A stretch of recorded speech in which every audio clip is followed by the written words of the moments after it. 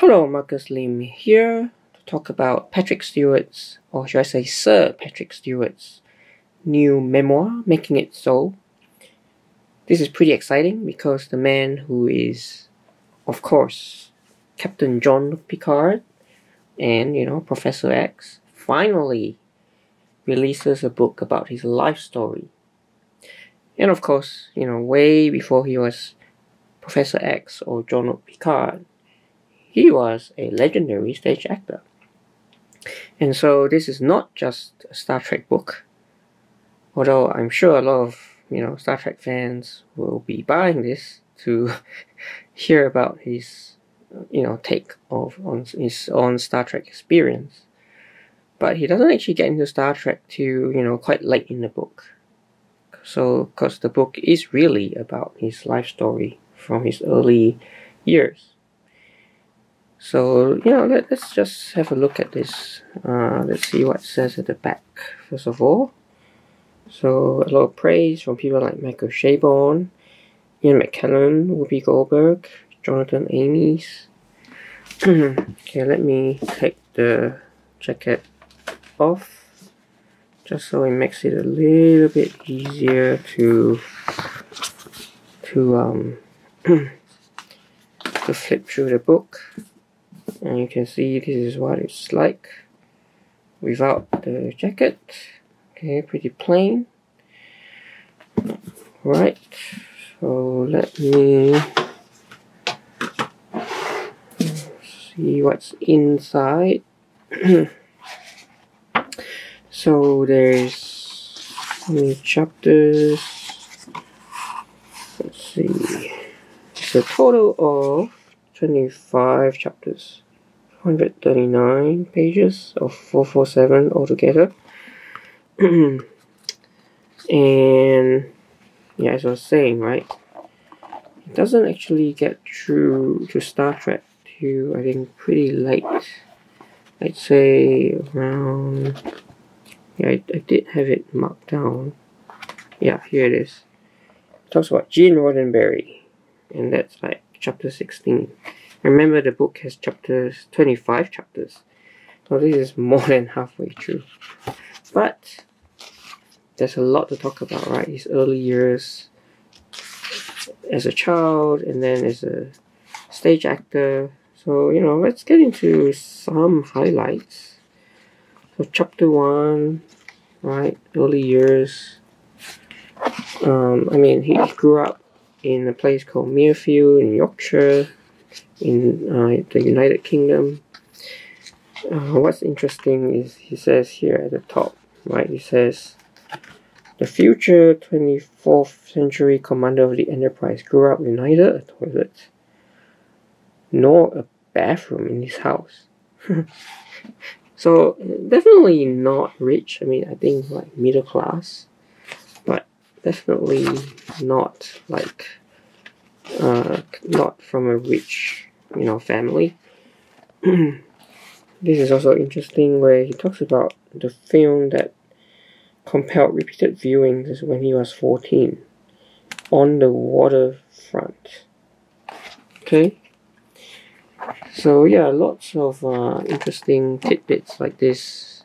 You can find out for yourself as you read. Another one here is, his head boy Patrick Stewart. He's like head of the student body, right? Even at an early age, he was already exhibiting leadership qualities, which I'm sure would serve him well later in life when he takes on the role of Jean-Luc Picard. He was also before he was an actor, he was also, working different jobs. For instance, he was also a salesman at a furniture shop, right? Yeah, there you go. He says he greets his customers with different accents depending on who they are, right? Okay, let's fast forward a little bit. So I've read through this already, so I'm able to just show you some interesting things. So here's some photos. Look at that. Patrick at 16 months old. Cute. Yeah, that's where he grew up. Muirfield.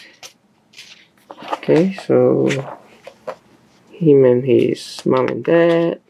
Okay, him and his older brother Trevor. Yeah, so lots of old photos for you to go through yourself. Okay, yeah, okay, so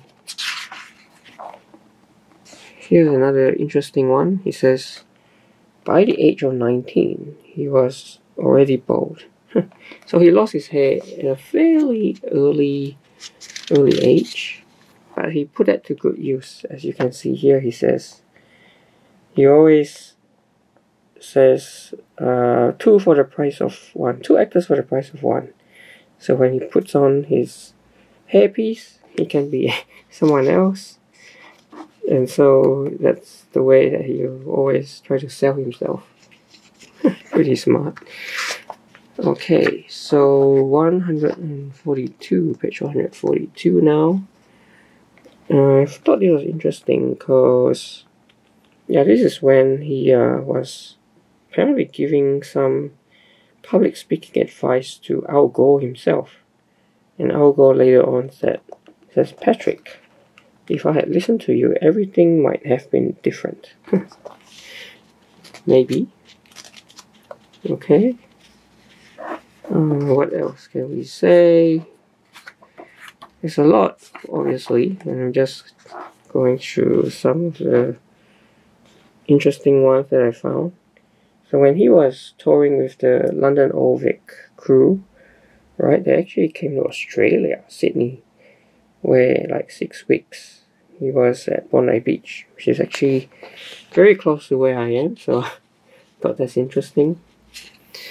Yeah, and then after that, right, he then, that's when he started with the Royal Shakespeare Company for many years, right, and he met tons of many, actors at the time who would then become, legendary actors. There's one here, for instance, at the time, unknown actor called Malcolm McDowell. You all know who he is, because he will be in Star Trek Generations many years later. But at the time, he was just starting in his career. And here he says, oops, Malcolm McDowell forgot his lines. So yeah, you can expect to read about stories like this. Okay, let's see. Yeah, very interesting here where he talks about how he finds Americans, the difference between American audience and the UK audience. Americans show lots of enthusiasm, whereas the UK audience tend to be a bit more reserved. Okay. Yeah, and then from here on, he then starts to talk about his foray into television and film. Okay. There's an interesting story here about when he was cast as a character in the movie Dune. Okay, and how the director David Lynch seemed like cold towards him, and he later discovered why, right? Because David Lynch was expecting someone who looked different, not a hairless dude, because he saw Patrick in King Henry IV. He was expecting someone quite different from the Patrick Stewart, who was the bold-looking, hairless-looking fellow. So I thought that was a kind of interesting piece of anecdote. But in any case, we get finally to Star Trek. Interesting that he had no idea who Gene Roddenberry was. In fact, he called him Gene Roddenberry, right? So he had no idea about Star Trek when he was first cast, but he decided to go for it, right? And as he relates here, he says, "It was money of a magnitude that I had never seen before or known, that I had never before known or even imagined," right? So it's at a different level. Although interestingly, Ian McKellen tried to talk him out. He said, "No, you must not do it. You must not. So, you can't throw that away to do TV. You can't. No." Well, luckily for him, and I guess for us, he didn't listen to Ian McKellen. And so he just went ahead and took on the role of Jean-Luc Picard. But as we all know, or if you're a Star Trek fan, you know this, but he took the role so seriously that he couldn't stand his cast members goofing off, and he said, he called them together, like a meeting, where he lectured them for goofing off. Then he said, "We've got to have some fun sometimes, Patrick." And then he said, "We are not here to have fun." That's the story that he likes to tell. Which, looking back at it, even he felt a bit silly for saying that. But at the time, he was really serious, because coming from a stage background, that's the way that, they would rehearse. Like, everything was serious, no goofing around. Here's some more photos, right, from his later years.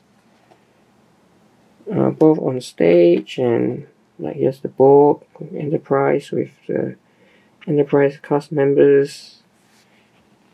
Okay. Him with his son and daughter, Daniel and Sophie, I think. And then here with his third wife, Sunny. Okay. Yeah, pretty cool. Okay. So, here's a funny one. Like, he finally decided to attend his first Star Trek convention. Didn't know if there's anybody out there. He says, "What's the audience like? Is there anyone out there?" And then he went to an audience of over 2,000 people. So you can tell, at the time he didn't know how big Star Trek really was. So what was his, I guess, most favorite episode? Well, he says here, The Inner Light. Perhaps the most moving TNG episode. Which, a lot of fans would agree with. Okay. Something else that's interesting is in the last episode, right? All Good Things. The last scene. The line, 5 cuts start, nothing wild, and the sky's the limit. So, it's actually Brent Spiner, rather than the writers who came up with that final line. So, yeah, that's an interesting piece of trivia right there. Okay. And what did he think about William Shatner's Kirk? Well, he said at first he was disappointed that they inserted Kirk into the TNG movie, the first TNG movie, but he found Bill a pleasure to work with. So, and he got to work with Malcolm McDowell again from his days at the Royal Shakespeare Company. Okay. But when he got to Nemesis, he really doesn't mince words. Nemesis let down. Interestingly, he found Tom Hardy to be quite antisocial, right? Well, Tom, I guess at the time this was one of his earliest roles, but since then he's probably grown both as a person and as an actor. Okay. So, and also, yes, this is interesting too. X-Men, when he was considered to be Professor X, but he said, who on earth is Professor X? Again, right? No idea of who the X-Men were. Alright, let's fast forward to his knighthood. If you're wondering, like, what did the king say to him during the small talk? Nothing much. Right? The Majesty asked, how long have you been doing this? He replied, oh, Your Highness, very, very long time. Oh, really? And that was all she said. So that's what went on between the two of them. Okay, now let's fast forward all the way to present day, right? Star Trek Picard, bringing back Picard. And if you recall, Patrick didn't actually want to have, the other cast members initially, but it says here, that had been 3 years ago. Now I was less resistant, right? So, yeah, he definitely softened his heart conditions, which was really, really good decision, because I think everyone would agree that season 3, with all of the cast back together, that was definitely the best season of them all. And speaking of the last season, the last episode, the last scene was apparently something quite interesting that we didn't see on screen, unfortunately. It says it is dusk at John Luke's vineyard. Off screen, a woman's loving voice is heard. John Luke, supper's ready. So whose voice is it?